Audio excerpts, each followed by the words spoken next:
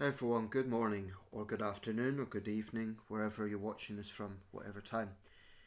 Um, this is the sort of content I do want to occasionally cover because I just think it's underreported.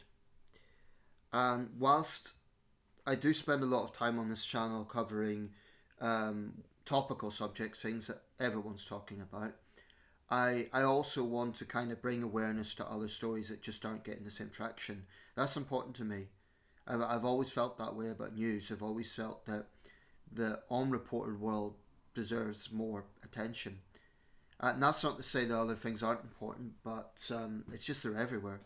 And I'm fine with contributing to that, but there's already extensive coverage on those things, and I'd be defeating the purpose of what I'm saying here by even talking about them, so I won't.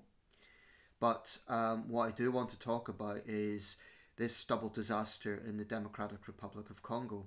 Two ferry incidents just a day apart, about 190 thought to have died.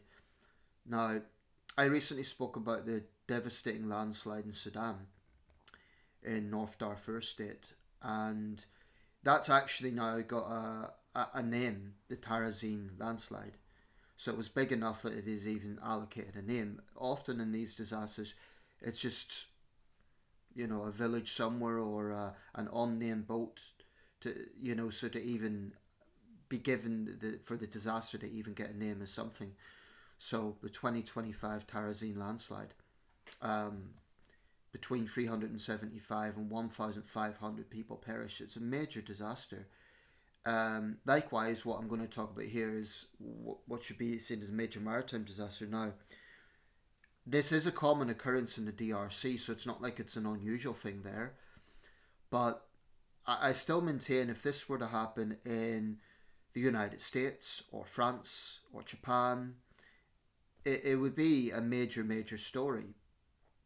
Um, and it's in Africa, so it's just like we need to factor in things like access to journalists, particularly in the DRC, which is an active war zone.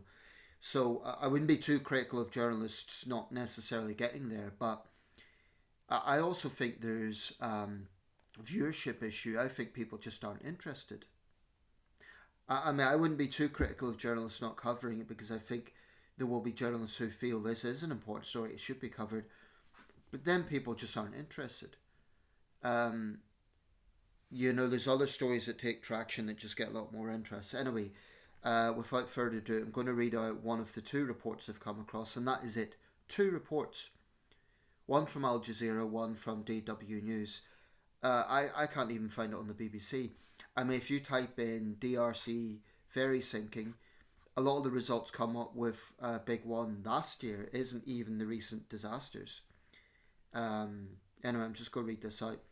I should say, incidentally, their correspondent is in Nairobi, not in the DRC, so that's suggestive of the sort of accessibility issues.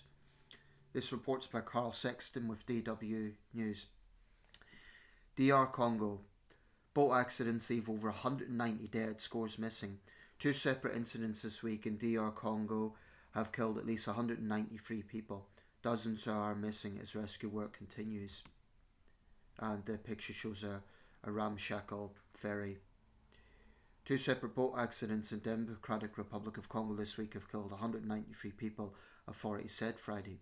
The accidents occurred on Wednesday and Thursday, that's the 10th and 11th of September, at locations in the northwestern Equateur province, around 150 kilometres from each other.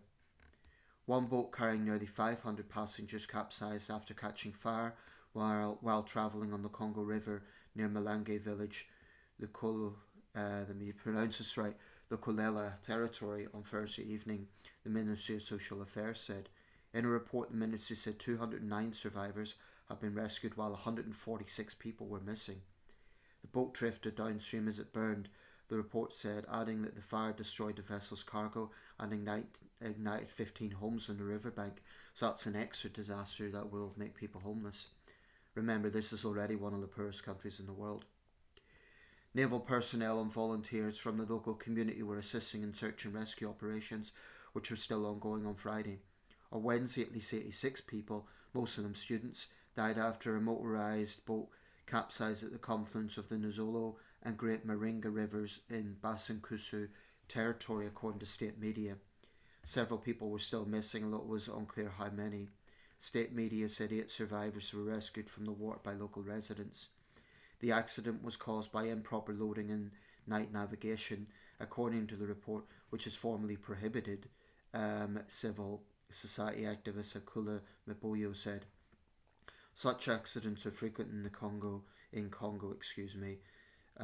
Bear in mind, there's 2 Congos. I always make this point. There's DR Congo and there's the Republic of Congo.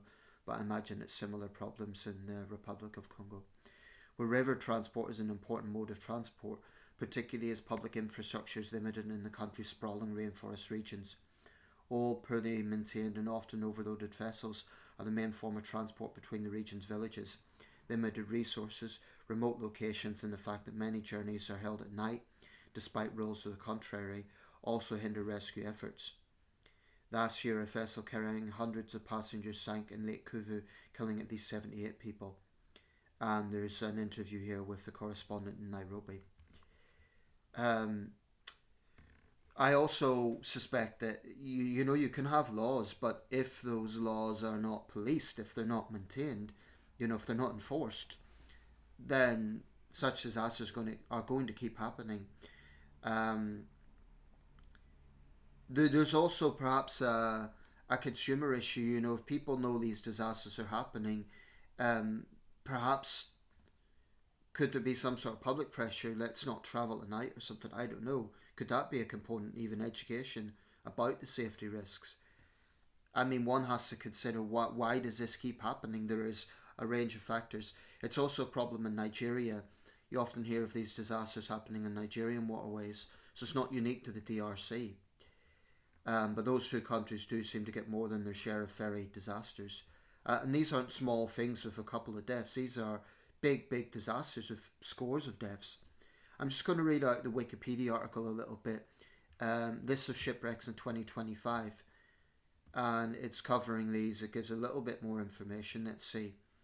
So it's a long list of shipwrecks. Most of them don't involve fatalities, actually. They're like scuppered or there's been rescue efforts. But I'm just scrolling down to the long list. Let's see. 11th September, unnamed boat, Democratic Republic of the Congo, a whale boat.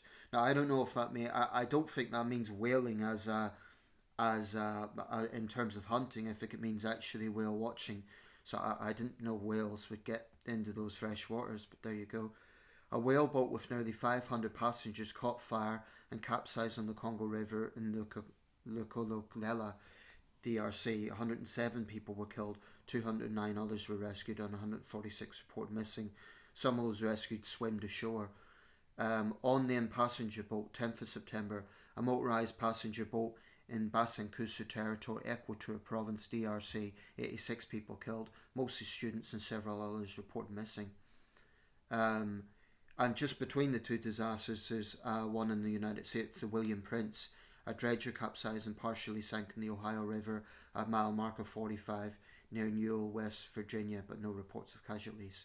And there's another one at Newell in West Virginia the day before, actually also on the 10th of September. I may as well just read out a couple more. Morocco, a tuna fishing vessel ran aground and caught fire in the Atlantic Ocean off Lanzarote in the Canary Islands. All 5 crew were rescued, with 2 being taken to hospital and treated for hypothermia. And then on the 9th of September in Indonesia, TB PSIP 160.5, that's the registry of that vessel. The 167 GT tugboat ran aground, striking a coral formation in Bandasi off Bahodopi, Marawali Regency, Indonesia, after starboard hull hauling the vessel in the engine room and taking in water. Tug DB Enterprise 3 took off her crew and then ran her aground in shallow waters, sinking partially submerged, but no reports of casualties there. And we're scrolling back to see the last one with any significant casualties. Rescue 1122, Pakistan, the 6th of September. The rescue boat hit a tree and capsized in the Chenab River while evacuating people from flooding in the Jalalpur Purwala area of Multan, Punjab, Pakistan. 5 people were killed and search and rescue operations are ongoing. That, of course, is in the context of the devastating floods that's hit Pakistan this year. So that's it. There's not really much else to say, but this sort of thing happens on a regular occurrence. Actually, there is one more. I'll just talk about the. There was another one back in April this year, in the DRC, a big one. Let me get this up. Let's see.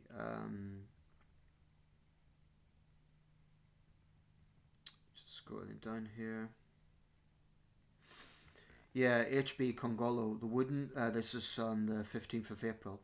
The wooden boat on voyage from Matankumu to Balomba carried around 400 people, caught fire and capsized on the Congo River near Mbandaka in the DRC, killing at least 148 people and leaving hundreds more missing.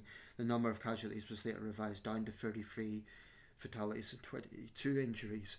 But very often it's the other way, where the number of casualties is higher than the estimate. And then in October last year, just read out that disaster. October last year, there were two. One in Nigeria, the 2nd of October, an unknown boat. A boat capsized in the Niger River near Mokwa, Nigeria, with nearly 300 people on board. 150 people were rescued, with the remainder reported missing. Mokwa was in the news this year for the devastating floods there, actually. And a vessel called the Murdi in the DRC capsized and sank at Kituku. That's the 3rd of October 2024 on Lake Kivu, only 100 metres from its destination. Of the 278 people on board, at least 58 were rescued or swam to shore, and by the 4th of October at least 78 were confirmed dead. You know, I think it would be good if this video got traction, if I got hundreds of views on this, not for my sake, but because I just think these are things that need more attention. We're talking about big disasters, and one of those tragedies in the DRC, we're talking about students, young people, going to college. These are human tragedies, and I think one problem when you see disasters in developing countries and some of the poorest parts of the world is there's almost a desensitization. It's even hard to find sources in local media. I just think it's a little bit sad, because these are human tragedies. Each one of those people had a life. They had aspirations. They had hopes. They had fears. They had anger. They were husbands. They were wives. They were daughters, sons. And I just think it's a little bit sad that these things just get almost no attention. Credit to Al Jazeera and DW News for covering it, but that is it. I'm now going to watch the interview in DW News on this disaster, and I'll put a link to this in X. Maybe it will get more traction, but unlikely. But please do share this one. I just think it's important that this sort of thing gets more focus.